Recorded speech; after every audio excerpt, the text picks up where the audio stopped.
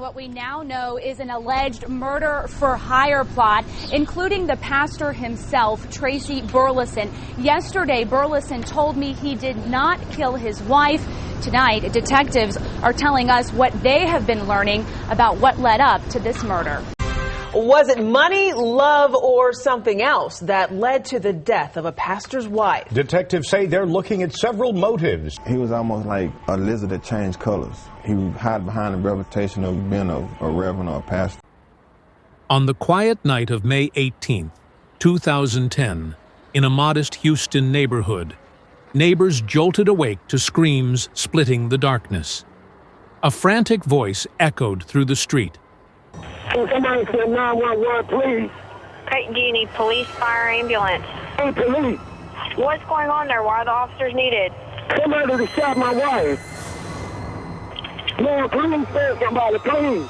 The voice belonged to Tracy Burleson, a respected pastor, husband, and father. Minutes later, officers arrived to find Tracy hunched desperately over the lifeless body of his wife, Pauletta, pleading with her limp form to wake up. Blood smeared across his shirt, keys and car grill suggested he'd cradled her in a last desperate embrace. It was a tragic scene, heartbreaking, chaotic, and confusing. But beneath this surface of grief lay a tangled web of shocking secrets, betrayal, and illicit affairs. Investigators quickly uncovered lies in Tracy's tearful story. "I just went out to buy candy. When I came back, she was gone." But the convenience store he claimed to have visited had been closed. His alibi disintegrated almost immediately.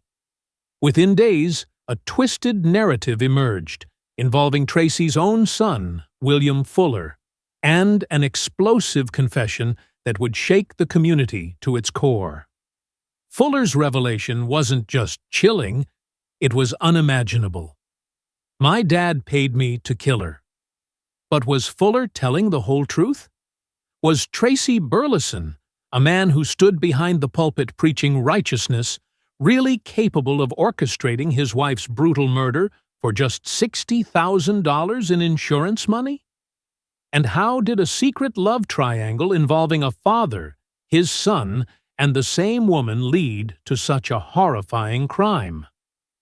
As shocking as these revelations seemed, the truth was even darker, deeper, and more unsettling than anyone could have predicted. Welcome to True Crime's Corner, where we uncover the most chilling and untold cases. Some crimes shake communities to their core, and this is one of them. If you believe in exposing the truth, bringing awareness to real-life horror, and ensuring these stories aren't forgotten, subscribe and share this video. Because justice starts with knowing the truth. Behind the respected image of Tracy Burleson stood a deeply troubled man, a pastor whose flock trusted him unconditionally, unaware of the chaos behind his church doors and home windows. Tracy wasn't just battling demons, he was nurturing them, hiding sins he'd preached against from the pulpit every Sunday. At home, Tracy's marriage to Pauletta was a ticking time bomb. To the outside world, Pauletta Burleson was the dignified first lady of their congregation, graceful, polite, devoted. But behind closed doors, their relationship was a war zone of shouting matches and violent encounters. Their arguments regularly echoed through the neighborhood, punctuated by the occasional crash of household objects and terrified whispers among neighbors wondering when someone would finally intervene. Yet beneath their volatile relationship lay darker, disturbing layers of family dysfunction. William Fuller, Tracy's sickly son from a previous relationship, bore the brunt of this toxic environment. William Fuller was never given a fair chance at life. Born battling sickle cell anemia, a painful and debilitating disease, Fuller's childhood was riddled with relentless hospital visits, medication, and chronic exhaustion. But none of those physical pains compared to the emotional torment he endured behind the closed doors of the Burleson household. At just 11 years old, Fuller had moved into his father Tracy's home, a place that should have offered comfort, stability, and a sense of belonging. Instead, it became his prison, one guarded by cruelty and neglect. Pauletta, the woman who married Tracy, seemingly resented Fuller's presence from day one. He was an inconvenience, an unwanted child from another woman, and Pauletta never let him forget it. Her verbal and physical abuse became commonplace, scarring Fuller deeply, both mentally and emotionally. Yet Tracy did nothing to protect his son. Rather, he often contributed to the hostile environment himself, taking government disability money intended for Fuller's medical care even after Fuller reached adulthood. He stood idle as Pauletta belittled, struck, and humiliated his own flesh and blood. Tracy's betrayal created a festering wound in Fuller's soul, an aching desire for acceptance tangled with resentment and fear. Fuller's pain intensified when Tracy, instead of providing comfort or support, began exploiting the young man's desperation. Tracy made Fuller his confidant, burdening him with dark secrets and confessions about his numerous extramarital affairs with choir members and many others. Fuller soon learned about Tracy's resentment toward Pauletta, and worse yet, Tracy began openly sharing his fantasies about her death, subtly planting sinister ideas in Fuller's fragile mind. "Sometimes I just wish she would die," Tracy lamented repeatedly. At first, it seemed merely an expression of frustration, but soon Tracy's desires took on a chilling sincerity. In 2008, Tracy began outright pressuring Fuller to kill Pauletta. The tactics varied, sometimes pleading, other times resorting to guilt trips, even physical abuse. Each time Fuller resisted, Tracy sweetened his sickening proposition by promising money from Pauletta's life insurance policy.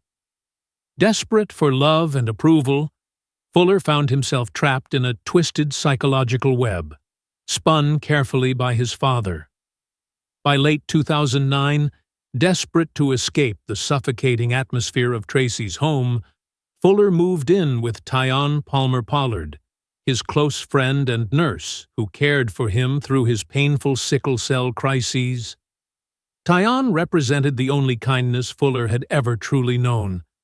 She was caring, attentive, and understanding, a sharp contrast to Pauletta's cruelty and Tracy's cold manipulation. For a moment, Fuller thought he might finally find some peace.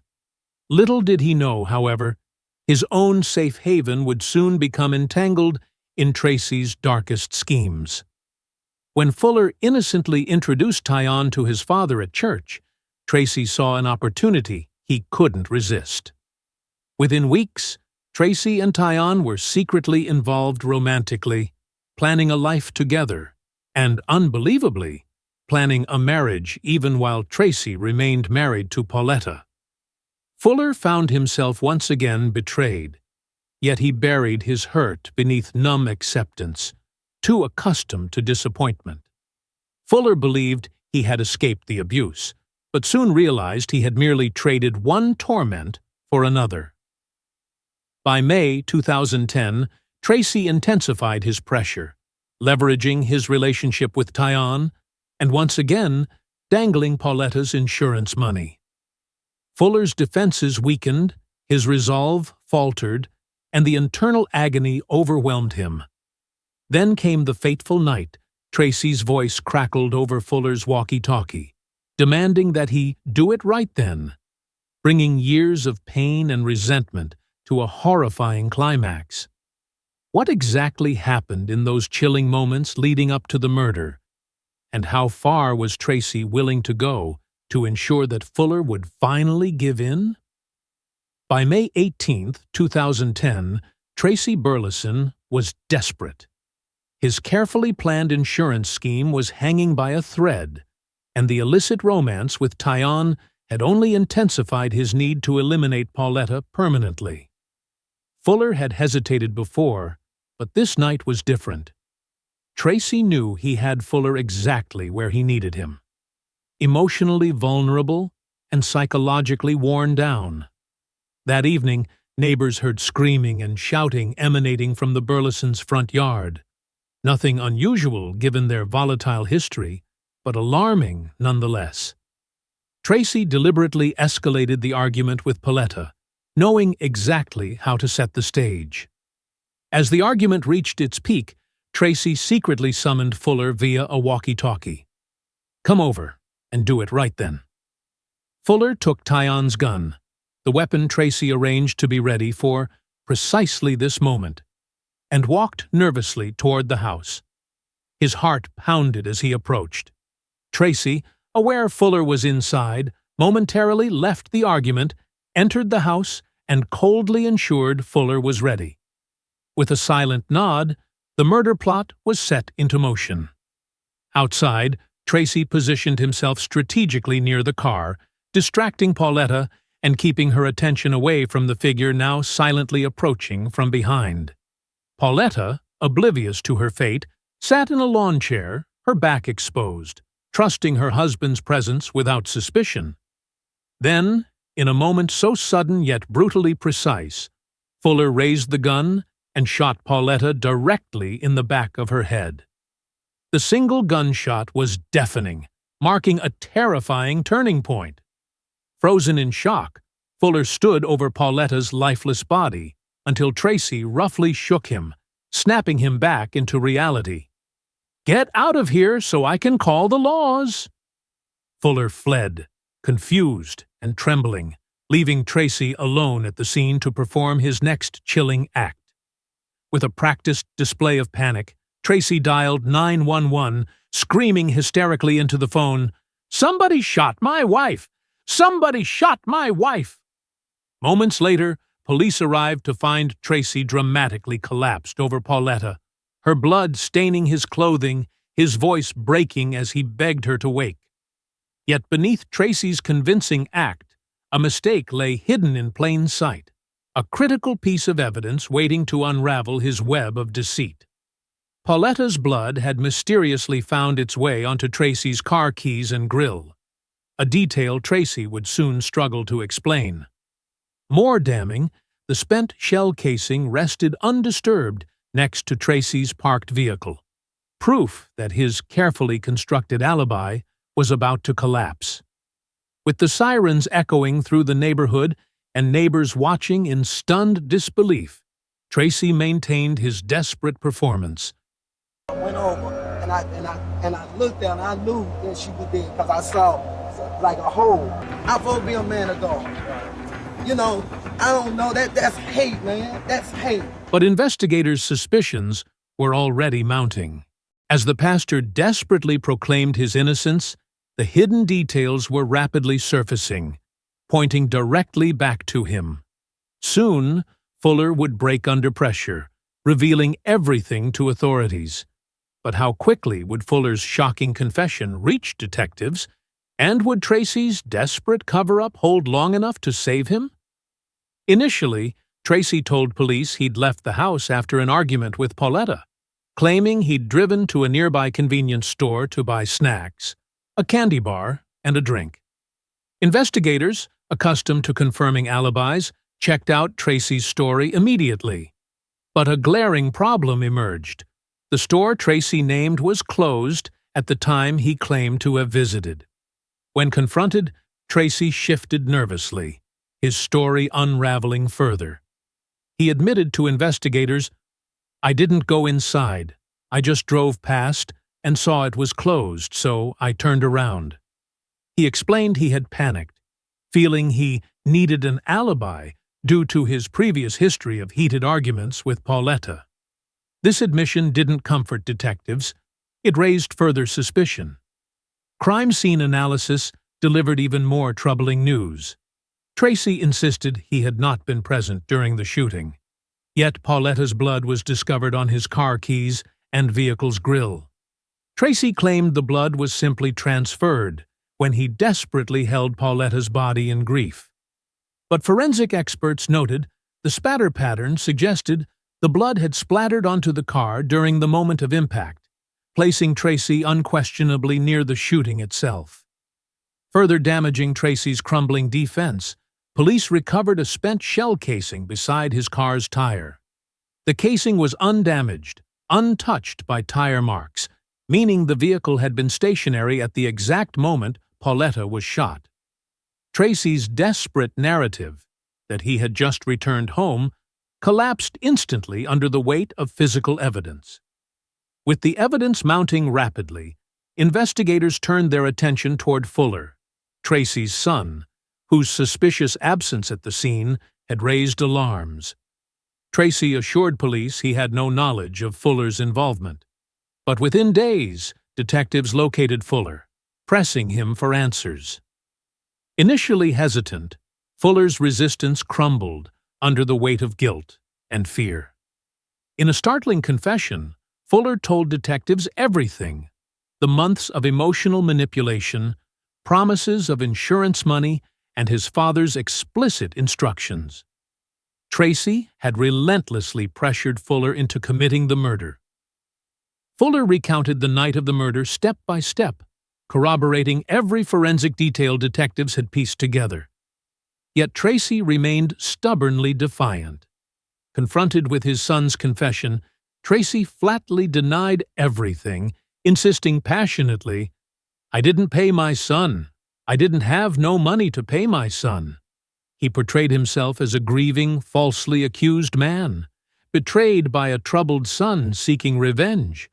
But Tracy's carefully cultivated image was shattered irreparably when police uncovered a twisted web of romantic betrayal involving Tyon Palmer Pollard, a revelation Tracy had hoped to bury forever.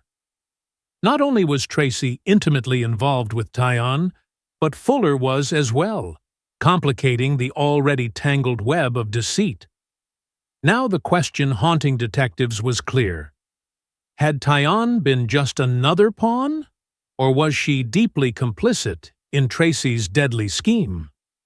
Tyon Palmer Pollard, a nurse known for her compassion and kindness, now found herself at the heart of a chilling murder investigation. As detectives dug deeper into her role, they unraveled an astonishing layer of complexity that even seasoned investigators struggled to fathom. Tyon had initially presented herself as an innocent bystander, simply Fuller's caregiver and friend, who provided him refuge from an abusive home. But investigators quickly learned her role was far more intricate and troubling. On the night of Pauletta's murder, it was Tyon who Fuller desperately contacted after firing the fatal shot. Rather than calling authorities, she immediately sprang into action, picking Fuller up, helping him shower away evidence, and disposing of the murder weapon by tossing it over an embankment near a bayou. But why had Tyon, a seemingly responsible nurse and mother, become complicit in murder? The answer was a tangled emotional web that left detectives stunned. Authorities soon discovered Tyon had engaged in intimate relationships with both father and son. Tracy had swept Tyon off her feet with promises of marriage and a future together, even going so far as to take family photos, publicly displaying their relationship to her friends and family while still married to Pauletta. Yet Tyon simultaneously harbored feelings for Fuller. In fact, just days after the murder, their bond deepened into a romantic relationship, punctuated by Fuller tattooing Tyon's lips on his neck, a chilling declaration of their intimate and twisted connection. Investigators learned that Tyon had assisted Tracy in obtaining the murder weapon Fuller used, making her role no longer peripheral but central to the deadly conspiracy. As evidence mounted, detectives confronted her directly. Tyon admitted her involvement, confessing she knew exactly what Tracy planned, yet did nothing to prevent it. Instead, driven by passion, manipulation, or perhaps a combination of both, she became an accomplice, hoping to protect the men she claimed to love. But a stunning twist emerged a mere week after Pauletta's murder.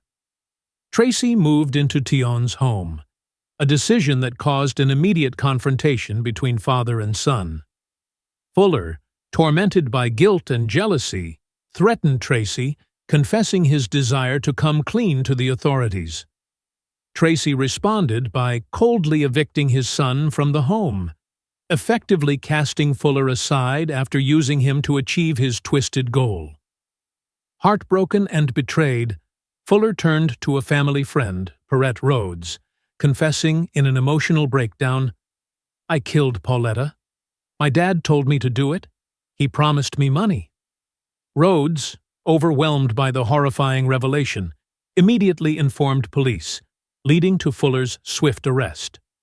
With Fuller's confession secured, investigators circled back to Tion and Tracy, understanding now that their twisted love triangle was the central motive behind Pauletta's death. Yet, despite the clarity surrounding Fuller and Tion's involvement, Tracy continued to fiercely proclaim his innocence, painting himself as a victim, a grieving husband falsely accused by his disturbed son. But authorities had one more chilling revelation waiting to surface, one that would decisively shatter Tracy's claims, revealing just how far he was willing to go to conceal his darkest secret. As police pieced together the final stages of their investigation, Tracy Burleson's carefully constructed persona of innocence crumbled spectacularly. The once respected pastor was now facing capital murder charges, accused of orchestrating a cold-blooded scheme to kill his wife for insurance money, a stark contrast to the moral authority he had claimed from his pulpit. The revelations sent shockwaves through Tracy's congregation at the First New Mount Calvary Baptist Church. Already shaken by the mysterious arson that had destroyed their beloved church just 1 week before Pauletta's murder, the community was emotionally devastated when they discovered their trusted spiritual leader had been living a double life filled with deceit, betrayal, and adultery. Under intense public scrutiny, Tracy did something few expected. He publicly confessed his affair with Tion Palmer Pollard, tearfully addressing his congregation in a carefully staged apology. But even as he begged forgiveness for the betrayal of his marital vows, Tracy maintained his innocence regarding the murder itself. "I am so sorry for the adultery," he declared passionately, "but I did not kill my wife." But detectives had uncovered evidence indicating Tracy's guilt extended beyond adultery. Damning testimony emerged from a key witness, Damon Crawford, a respected church deacon. Crawford recounted a chilling conversation with Tracy while examining the charred remains of their burned church building just days before Pauletta's murder.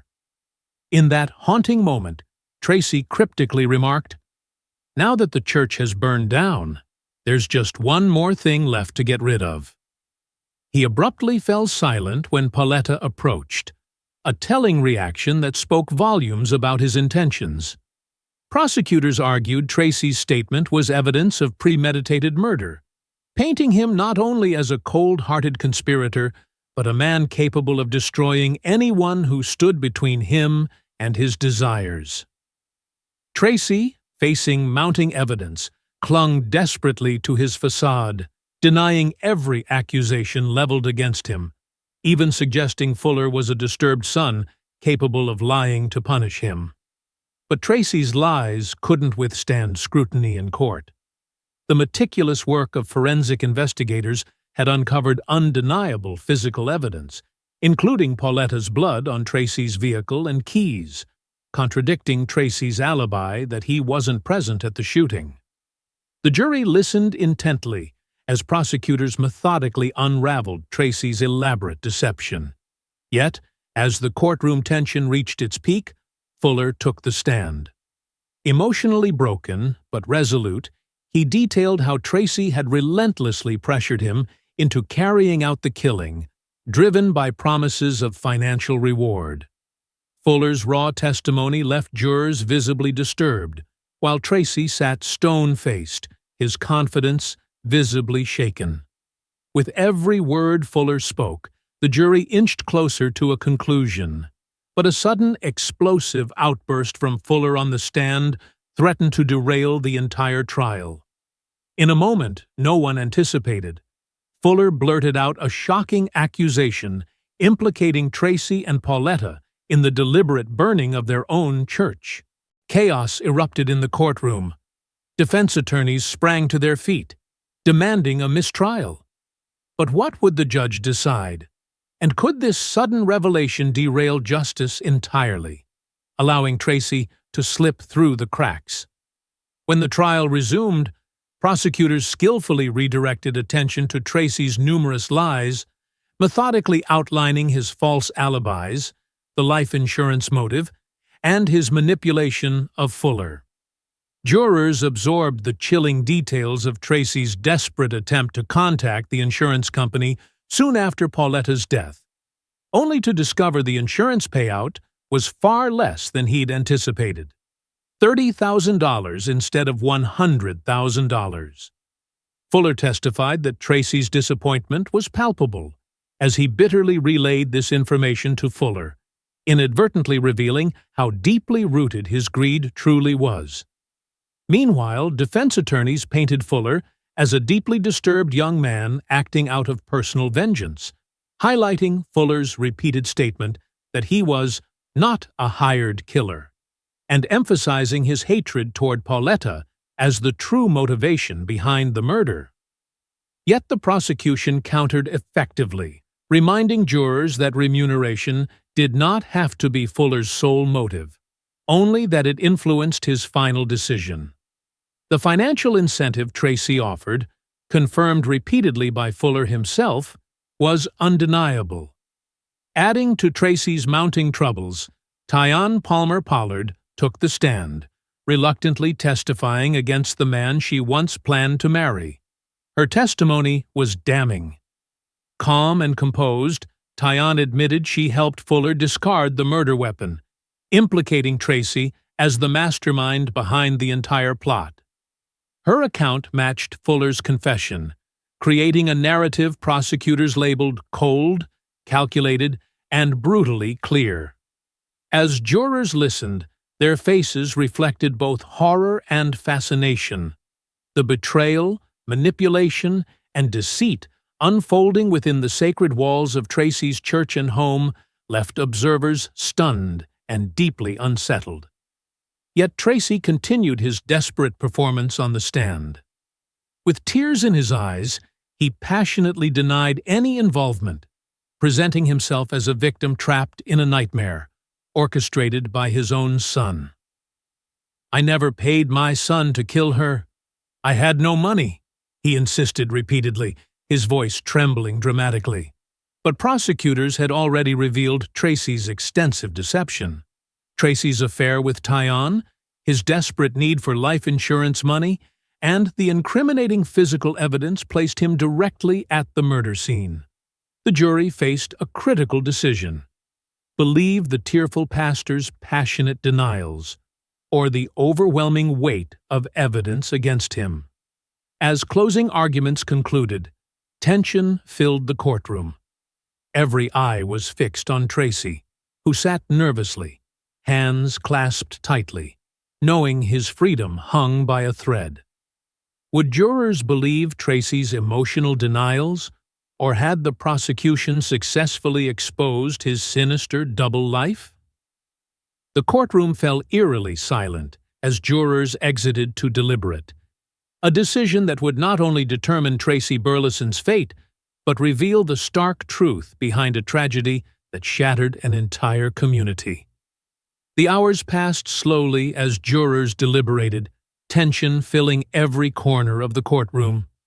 Tracy Burleson sat anxiously, his once confident demeanor crumbling under the weight of undeniable evidence and powerful testimonies that laid bare his manipulation and betrayal. After hours of deliberation, jurors filed solemnly back into the courtroom. The tension was palpable. Tracy, previously confident, now seemed to shrink, nervously gripping the table before him. William Fuller, burdened by guilt and shame, awaited his own fate in a jail cell, while Tyon Palmer Pollard braced for the repercussions of her complicity. The judge's voice finally broke the oppressive silence. We, the jury, find Tracy Burleson guilty of capital murder. A collective gasp swept through the gallery. Tracy's face fell, his lips trembled, but he uttered no sound. Behind him, family and former church members reacted in disbelief, some in quiet shock, others shaking their heads, hearts heavy with betrayal. Tracy Burleson, the pastor who had once preached salvation from behind the pulpit, now faced life imprisonment without the possibility of parole. Justice had finally pierced through his layers of deception. Fuller, already convicted separately, was sentenced to 20 years, receiving mercy in exchange for his truthful testimony against his own father. Tyon Palmer Pollard was found guilty of tampering with evidence, sentenced to 7 years in prison, her life forever changed by her role in a crime rooted in passion and manipulation. As Tracy was led away in handcuffs, questions lingered heavily in the minds of everyone present. How could a man of faith fall so far? How could a father turn his own son into an instrument of murder? And how could a community ever recover from the profound betrayal they'd suffered? But one haunting question remained, above all others, whispered quietly by those leaving the courtroom. If the church hadn't burned down mysteriously just days before Pauletta's death, would Tracy's plot have ever been exposed? Just as it seemed justice had finally prevailed, whispers about that suspicious fire began swirling anew. Was Tracy guilty of an even darker crime? One that had been overshadowed, but never forgotten? As years passed, the wounds remained open. Fuller's shocking tattoo, Tyon's lips permanently etched on his neck, served as a chilling reminder of the tangled web of love, lust, and betrayal that had unraveled so many lives. Congregants who once listened to Tracy's sermons now whispered stories of caution, haunted by memories of a trusted leader's deceitful facade. For the detectives who worked tirelessly to piece together this complex puzzle, the tragedy served as a stark lesson. Beneath the most righteous exteriors could lie unimaginable darkness. Ultimately, Tracy's twisted narrative served as a cautionary tale about the dangers of blind trust and unchecked ambition. His fall from grace wasn't just a personal tragedy. It shattered a congregation, destroyed a family, and left permanent scars on everyone involved.